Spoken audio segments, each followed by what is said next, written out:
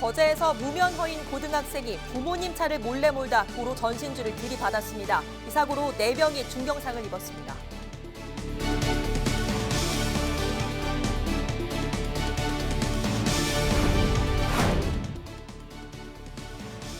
경남 지역 학부모들이 교원들의 교원 능력 개발 평가 폐지를 요구하고 나섰습니다. 실질적인 대안이 마련될지 주목됩니다.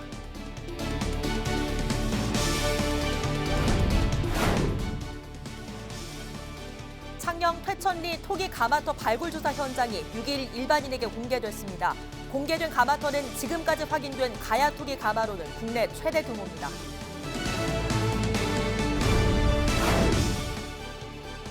우리나라에 있는 외국인들에게 마약을 불법 판매한 일당이 경찰의 무더기로 검거됐습니다.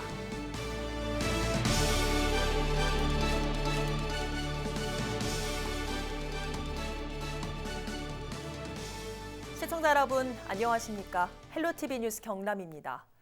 거제에서 새벽길을 달리던 차량이 전신주를 들이받고 논으로 추락하는 사고가 있었습니다.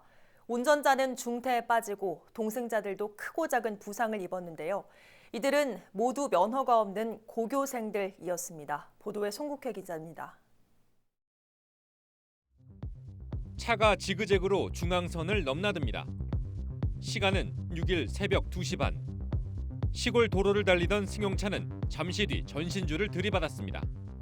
당시 사고 차량은 이 경계석을 이렇게 산산조각 낸 후 옆 논으로 추락했습니다. 차량은 형체를 알아볼 수 없을 만큼 심하게 구겨졌습니다. 이 사고로 운전자와 옆자리 동승자가 크게 다쳤습니다. 뒷좌석에 있던 2명도 부상을 입고 병원으로 이송됐습니다. 차가 혼자서 오다가 전봇대를 받고 조금 많이 다친 사람들은 구급차 타고 바로 현자 병원으로 바로 간 상황이었고요. 당시 운전자는 16살 A군이었습니다. 동갑 친구 3명을 태우고 무면허로 차를 몰았던 겁니다. 차량은 A군의 부모님 소유로 확인됐습니다. 무민은 운전 확인되었고 사고 경위는 정확하게 수사 중입니다. 부모님 차키를 가져놓은 것으로 지금 확인되고 있습니다. 사고가 난 도로는 시속 60km 구간으로 경찰은 A군이 과속을 한 것으로 보고 차량 블랙박스를 분석하고 있습니다. 또 동승자를 상대로 사고 경위를 조사하는 한편 이들이 음주 상태였는지도 들여다보고 있습니다. 헬로티비 뉴스 송국혜입니다.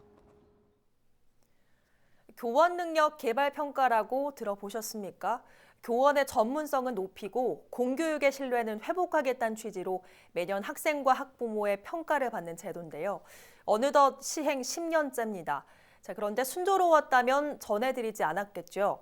경남 지역 학부모 단체가 이 제도의 폐지를 요구했습니다. 그 이유 신지훈 기자가 전해드립니다.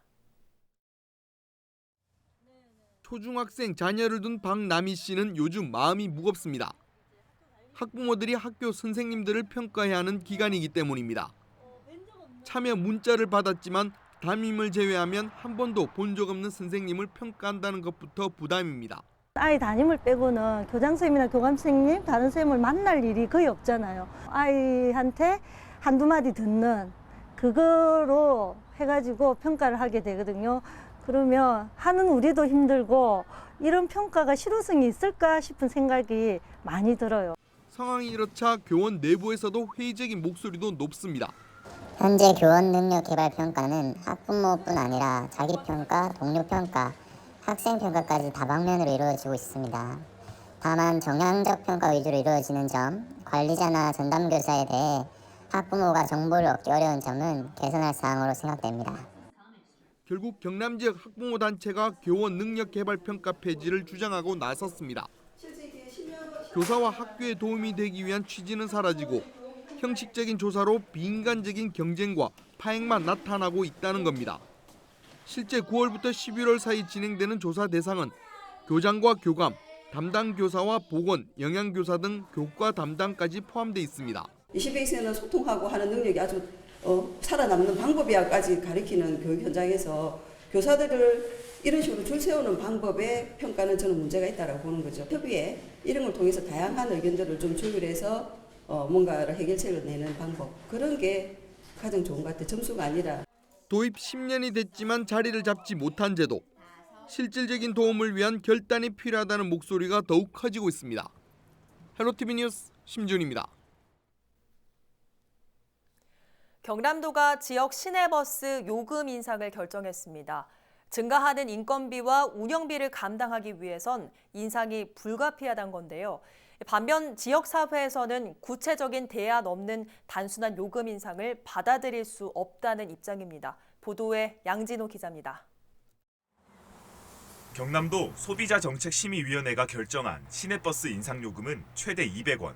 위원 일부가 도민부담 증가를 근거로 요금 인상에 반대했지만 다수 의견에 따라 경남도가 제시한 인상안을 그대로 받아들였습니다.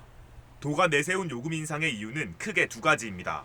첫 번째는 매년 4% 가까이 증가하고 있는 인건비와 운영비인데 도는 요금 인상이 없을 경우 지자체별로 매년 최대 300억 원의 추가 지원금이 필요하다고 설명했습니다. 이제까지 4년 동안의 어떤 적자부를 메꾸는 수준이지 앞으로 그 임금이 계속 오르지 않습니까? 뭐 동결시키지 않는 한은 임금비가 오르면은 시내버스 요금도 오를 수밖에 없는 그런 구조입니다.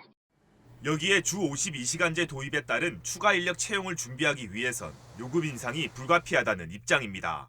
특히 매년 인건비 상승이 가파르게 이뤄질 경우 요금 인상 주기도 단축될 가능성이 크다고 덧붙였습니다. 하지만 진주 지역사회는 인건비와 운영비 상승에 따른 요금 인상의 필요성을 인정하면서도 시내버스 이용객 증가를 위한 노선 개편 등 제도 개선이 우선돼야 한다고 주장했습니다. 특히 진주시민행동과 민중당은 지난 2017년 진주시의 잘못된 노선 개편으로 2년 동안 시내버스 이용객이 약 450만 명 감소했다며 요금 인상은 잘못된 행정의 결과를 시민들이 떠안는 것이라 설명했습니다. 현행 노선에 대한 전면 개편과 이용객 증가 정책 추진 등을 선행한다면 요금 인상률을 최소한으로 줄일 수 있다는 겁니다. 실제 진주시의 시내버스 이용객은 지난 2010년 하루 10만 명 수준에서 꾸준히 줄어 지난해엔 8만 명으로 내려앉았습니다. 지속된 이용객 하락이 버스 업체의 운영비 부담으로 이어졌고 이는 다시 진주시의 지원금 증가로 연결되고 있는 모습입니다. 소위 시내버스 이용 활성화 정책을 하면 당연히 운송 수입이 늘어나면 그만큼 시군의 예산은 절감됩니다. 그러니까 이런 정책 수단과 결합하지 않고 매우 단순한 그리고 그것도 서민들의 호주머니를 터는 요금 인상이라는 정책 수단만 동원한다는 것에 대해서 매우 좀 아쉬움이 사실 있는 거고요. 지역민들의 반응도 부정적입니다. 특히 서비스 개선 없이 요금만 올라가는 것을 이해하기 힘들다는 반응이 많았습니다. 또 200원의 인상액이 지나치다는 의견도 있었습니다. 버스 요금도 이것도 많다 말다 맨날 버스로 타는데 버스로 뭐 한 번 두 번 타나 하루 몇 번씩 타는데 5만 원 이어봐야 열애고만 딱 없어지더라고. 그러니까 버스 요금 올리면 안 돼. 요금이 인상되면 첫째는 시민들이 뭐 좋은 점이고 뭐고 나쁜 점 뿌이지. 오르면 남한 사람들이 하면 오리는 거기 좋아합니까? 일절 그러고 시민들 물가도 비싸서 그전 것도 만 원 가지고 가면은 여러 가지로 살 수 있어요. 요즘은 돈 2, 3만 원 해봐야 쓸 것도 없어요. 요금 인상이 불가피하다는 경남도와 제도 정비가 선행돼야 한다는 지역 시민사회. 양측의 입장차가 뚜렷한 가운데 요금 인상은 다음 달 경남도의 고시를 거쳐 빠르면 내년 1월 중 시행될 것으로 보입니다. SCS 양진호입니다.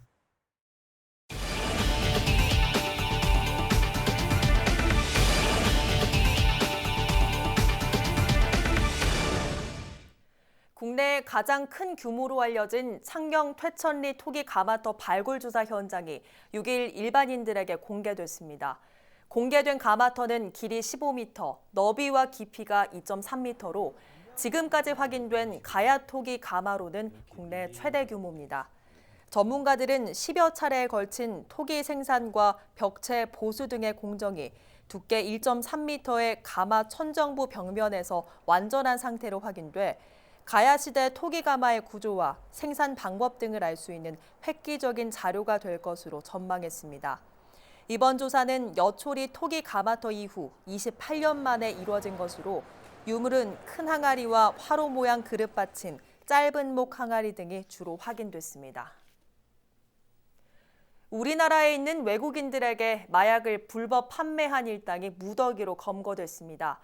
카자흐스탄 국적의 58살 A씨 등 11명은 지난 2017년부터 올해 9월 초까지 러시아계 선원과 유학생, 한국과 러시아를 오가는 여객선의 보따리 상에게 외국산 마약류를 사들여 외국인들에게 판매한 혐의를 받고 있습니다. 압수된 마약류는 500여 종류, 10만여 정으로 창원해경은 정확한 판매 금액과 구매자를 조사하고 있습니다. 또 해경은 관세청 등 유관기관에 수사 내용을 통보하는 한편 국가정보원과 공조해 신종 국제범죄단속을 확대해 나가겠다고 밝혔습니다. 거제시 인구가 2017년 이후 2년 만에 증가한 것으로 나타났습니다. 주민등록 인구 통계를 집계한 결과 10월 말 기준 거제시 인구는 24만 8,524명으로 지난달 24만 8,469명에 비해 55명 늘었습니다. 이는 2017년 6월 이후 감소세를 지속하던 인구가 2년 5개월 만에 증가세로 돌아선 겁니다. 거제시는 이번 인구 증가가 조선업 경기 회복으로 일자리가 늘어났기 때문으로 보고 있습니다. 김해의 범죄 취약 지역 10곳에 소리 감지형 지능형 CCTV가 설치됩니다. 김해시는 올해 말까지 3억 원의 예산을 들여 이상음원 감지 장치가 들어있는 지능형 CCTV 44대를 설치할 예정입니다. 이번에 설치되는 CCTV는 일정 기준 이상의 소리가 감지될 경우 실시간 영상이 CCTV 통합 관제센터로 자동 전송되는 시스템을 갖추고 있습니다. 김해 지역 CCTV 3천여 대를 통합 관제하고 있는 김해시 365 안전센터는 올해 사건 사고 해결을 위해 1,600여 건의 영상 정보를 경찰 등에 제공해온 만큼 소리 감지형 CCTV의 범죄 예방 효과가 클 것으로 기대하고 있습니다. 통영루지가 개장 3년여 만에 누적 탑승객 500만 명 돌파를 눈앞에 두고 있습니다. 스카이라인 루지 통영은 이번 주 500만 번째 탑승객이 루지에 탑승할 것으로 보고 다양한 이벤트를 준비하고 있습니다. 특히 다음 달 5일까지 탑승객을 대상으로 추첨을 통해 뉴질랜드 여행 기회를 제공할 계획입니다. 지난 2017년 통영에 문을 연 루지는 개장 4개월 만에 100만 탑승객을 기록하는 등 지역 대표 관광지로 자리 잡았습니다. 내년 8월 국가기념일인 섬의 날 기념 행사가 통영에서 열립니다. 경남도는 행정안전부가 지난 9월부터 섬의 날 기념 행사 유치 신청을 받아 서면과 현장 심사 등을 거쳐 제2회 행사 개최지로 통영을 확정했다고 밝혔습니다.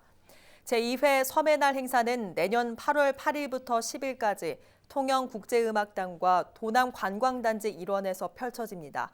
지난해 도서개발촉진법이 개정되면서 8월 8일이 국가기념일인 섬의 날로 제정됐으며 올해는 전남 목포에서 첫 기념식이 열렸습니다.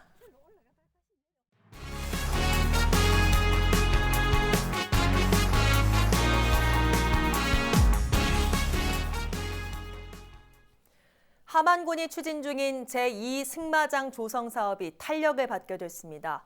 함안군은 최근 농림축산식품부의 말산업 육성 지원 공모 사업에 선정돼 승마장 조성을 위한 사업비 11억 6천만 원을 확보했다고 밝혔습니다. 민선 7기 공약 사업인 제2승마장은 지역 관광지와 승마장을 하나로 묶어 새로운 관광 명소를 만드는 사업으로 오는 2021년 말까지 조성할 계획입니다. 세계적인 조각가 문신 탄생 100주년을 기념해 중견작가 초대전이 열리고 있습니다. 창원시립 마산 문신미술관은 다음 달 8일까지 변상호, 손희숙 등 지역에서 활동하는 서양 화가 5인의 작품을 전시한다고 6일 밝혔습니다. 또 이번 초대전을 시작으로 문신 탄생 100주년을 기념하는 다양한 사업을 추진할 계획입니다. 경남농협은 6일 의령군 가미마을에서 두산중공업과 함께 깨끗한 농촌마을 가꾸기 행사를 열었습니다. 이날 행사에 참여한 경남농협과 두산중공업 임직원, 마을 주민 등 70여 명은 벽화 그리기와 일손 돕기, 농로 보수 작업 등 마을 환경을 개선하는 데 힘을 모았습니다. 경남농협은 오는 21일에도 진주에서 한국전기안전공사와 함께 깨끗한 농촌마을 가꾸기 행사를 이어갈 계획입니다. 김해시 주촌면 인근 공장 근로자들이 작업복을 저렴하게 세탁할 수 있도록 공동세탁소가 운영 중입니다. 한국산업단지공단 김해지사 1층에 마련된 세탁소는 공장 근로자들의 복지를 위해 지자체와 노동계, 경영계 등이 함께 마련했습니다. 이용 비용은 한 벌에 500원으로 수거와 세탁, 배달 서비스까지 받을 수 있습니다. 김해시는 그동안 공장 작업복에 기름때나 중금속 등 이물질이 많아 세탁할 때 어려움을 겪었던 근로자들에게 도움이 될 것으로 기대했습니다. 통영시와 사단법인 한국목욕중앙회 통영시 지부가 사랑의 목욕탕 협약을 체결했습니다. 사랑의 목욕탕 사업은 가정 형편이 어려운 청소년이나 보호자에게 목욕 쿠폰을 발급해 무료로 목욕탕을 이용할 수 있도록 지원하는 사업입니다. 5일 체결된 이번 협약으로 통영시는 위기 청소년 가정에 오는 2021년까지 2년간 목욕탕 이용 비용을 지원하게 됩니다. 거창군이 다음 달 4일까지 지속가능한 친환경 농업 육성을 위한 유기질 비료 지원 사업 신청을 받습니다. 지원을 희망하는 농가는 비료 종류와 공급 물량 등을 작성한 신청서를 농지 소재지 읍면사무소에 제출하거나 마을 이장을 통해 메일 또는 팩스로 신청하면 됩니다.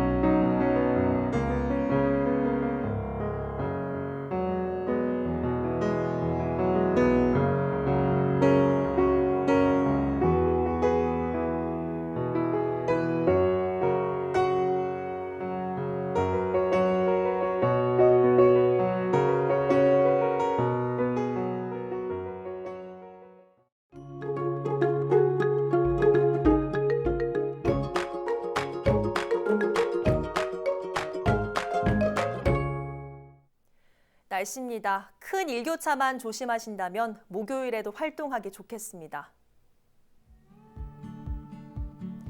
목요일 아침 밀양은 5도, 함안 6도로 출발했다가 낮에는 19도 안팎까지 오를 텐데요. 기온차가 15도 이상 나는 만큼 옷차림 신경 쓰셔야겠습니다.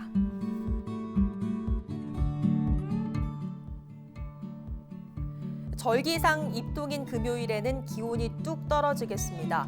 아침 기온이 영하로 떨어지는 곳도 있어서 겨울용 외투가 조금 더 잘 어울리겠고요.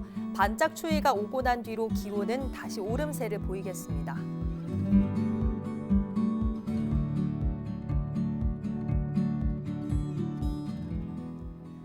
거제 동쪽 해안에는 너울성 파도가 해안도로나 방파제를 넘는 곳이 있겠습니다. 해안가 안전사고에 유의하시기 바랍니다.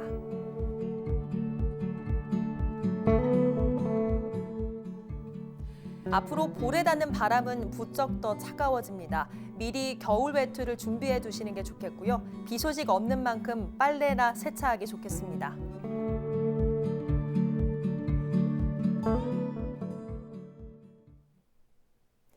오늘 뉴스는 유튜브 채널 CJ 헬로 경남방송에서 다시 보실 수 있습니다. 이상으로 뉴스를 마칩니다. 저희는 늘 지영민 곁에 있겠습니다. 고맙습니다.